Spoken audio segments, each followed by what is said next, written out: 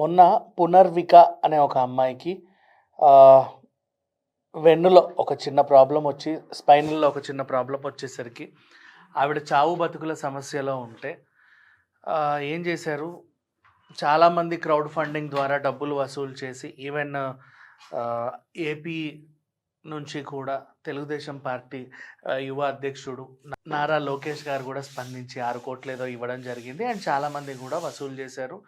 ఆ పాప మొత్తానికైతే బ్రతికింది దేవుడి దయ వల్ల. అరుదైన ఇంజెక్షన్ కావాలి. దానికి 18,00,00,000 డబ్బులు అవసరం. ఎంతో కొంత వాళ్ళు సమకూర్చుకున్నారు. ఇప్పుడు నెక్స్ట్ కర్నూలు నుంచి అశ్వత్ అనే ఒక అబ్బాయికి సేమ్ మళ్ళీ ఇలాంటిదే ఒక అరుదైన వ్యాధి సోకింది. ఇదేంటంటే నరాలన్నీ బలహీనపడి బాబు చనిపోయే లాంటి ఒక వ్యాధి, అరుదైన వ్యాధి. దీన్ని కాపాడుకోవడానికి ఒక ఇంజెక్షన్ కావాలి. దాని ధర 26,00,00,000, అక్షరాల 26,00,00,000. అతని తండ్రి కూడా ఇలాగే వేడుకుంటున్నాడు. ఆల్మోస్ట్ మళ్ళీ సోషల్ మీడియాలో క్రౌడ్ ఫండింగ్ రూపంలో డబ్బులు సమకూరుతున్నాయి. ఎంతో కొంత మరి మొత్తం అయితే అయ్యాయో లేదో తెలియదు, కానీ అనుకున్న టైంకి ఆయన వసూలు చేసుకోవాలని మనస్ఫూర్తిగా అయితే కోరుకుందాం. ఇప్పటికే ఉన్న ఆస్తులన్నీ అమ్మేసుకున్నారు.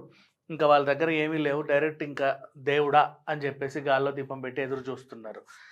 ఈ 2 వ్యవహారాలు పక్కన పెడితే వీటిల్లో కూడా కొంతమంది చేరారు. అసలు ఏం మనుషులరా మీరు, ఏం తింటారు, ఏం తాగుతారు, ఎక్కడి నుంచి వస్తారు తెలియదు, కానీ ఇలాంటి చిన్నపిల్లల ఫోటోలు పెట్టడం, ఆ పక్కనే ఆర్గాన్స్ సంబంధించినటువంటి ఇంకొక బయాలజికల్ ఫోటో పెట్టడం, దాన్ని రౌండప్ చేసి అక్కడ రెడ్ మార్క్స్ పెట్టి, మేబీ ఏలో మీకు సాధ్యమవుతుందేమో అలాంటివన్నీ ఫొటోస్ పెట్టేసి చాలా అరుదైన వ్యాధుల గురించి కూడా కనుక్కుంటే చెప్పేస్తారు కదా, ఏది అరుదైన వ్యాధి అంటే ఫలానా అని ఆ పేరు పెట్టడం, దాని కింద దానికి ఏ ఇంజెక్షన్ అయితే కావాలో అది ఎన్ని కోట్లో ఎక్కడ దొరుకుద్దో కనుక్కోవడం, అక్కడ ఆ మ్యాటర్ అంతా రాసి ఫిలప్ చేసి ఆన్లైన్లో వదిలేయడం, ఒక బ్యాంక్ అకౌంట్ ఇచ్చేసి.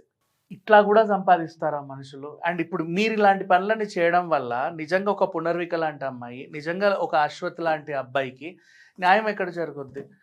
ఓహో, ఈ మధ్య ఇదేమైనా ట్రెండ్ ఏమో, అందరు ఇలా అడుక్కుంటున్నారేమో అని ఒక్కసారి జనాలకు అనిపించింది అనుకోండి, ఆ సహాయం చేయడం మానేస్తారు. అండ్ వాళ్ళకి అన్ని డబ్బులు, కోట్ల డబ్బులు రావు.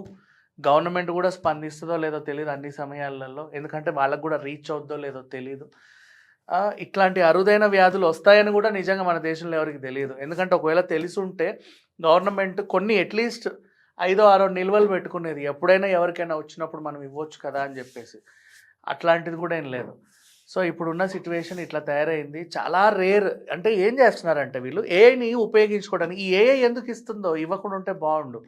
మరి దానికి తెలియదు, పిచ్చిది క్రైములు కూడా చేస్తున్నారని. వీళ్ళు ఏం చేస్తున్నారంటే ఒక బాబు లేదా ఒక పాప ఫోటో తీసుకుంటున్నారు. ప్రపంచం మొత్తంలో చిన్నపిల్లలకి 2 మంత్స్ 3 మంత్స్ బేబీకి వచ్చే అరుదైన వ్యాధుల గురించి చెప్పమంటే అదో లిస్ట్ ఇస్తుంది. అందులో ఒక మంచి పదాన్ని తీసుకుంటున్నారు. అంటే ఈజీగా అర్థమయ్యేదో లేకపోతే క్రిటికల్గా ఉండేదో తీసుకుంటున్నారు. తీసుకొని దీన్ని నయం చేయాలి అంటే ఇమీడియట్గా ఎన్ని రోజుల్లో ఏం కావాలి అంటే చెప్తుంది. ఇన్ని రోజుల్లో కల్లా పలానా ఇంజెక్షన్ ఇస్తే ఈ పాప బతుకుద్ది అని చెప్పేసి, పాప లేదా బాబు. సో ఆ ఇంజెక్షన్ ఎక్కడ దొరుకుద్ది అని అడిగితే మళ్ళీ అదే చెప్పేస్తుంది, పలానా చోట దొరుకుద్ది. ఈ డేటా అంతా తీసుకొని నీట్గా ఒక పోస్టర్ క్రియేట్ చేసేసి, అది కూడా ఏఐలో క్రియేట్ చేస్తారో లేకపోతే ఇంకేమన్నా ఉన్నాయి, చాలా ఉన్నాయి మనకి ఈ పోస్టర్ మేక్ చేసే యాప్స్. దాంట్లో ఇవి వేసేసి ఒక మంచి బ్యాంక్ అకౌంట్ నెంబర్ క్రియేట్ చేసేసి పడేస్తున్నారు. వీళ్ళ ఉద్దేశం ఏంటంటే పునర్విక లాంటి అమ్మాయికి 16 కోట్లు జమ అయినప్పుడు మనకు కనీసం అందులో 1 కోటి వచ్చినా చాలు కదా, లైఫ్ సెటిల్ కదా. అంతెందుకు 10 లక్షలు వచ్చినా వాడికి వచ్చినట్టే కదా ఎంతో కొంత. ఈ రకంగా కూడా సంపాదించుకునే మనుషులు ఉన్నారు. దయచేసి ఫేక్ అకౌంట్స్ చాలా బయట తిరుగుతూ ఉన్నాయి, నమ్మకండి.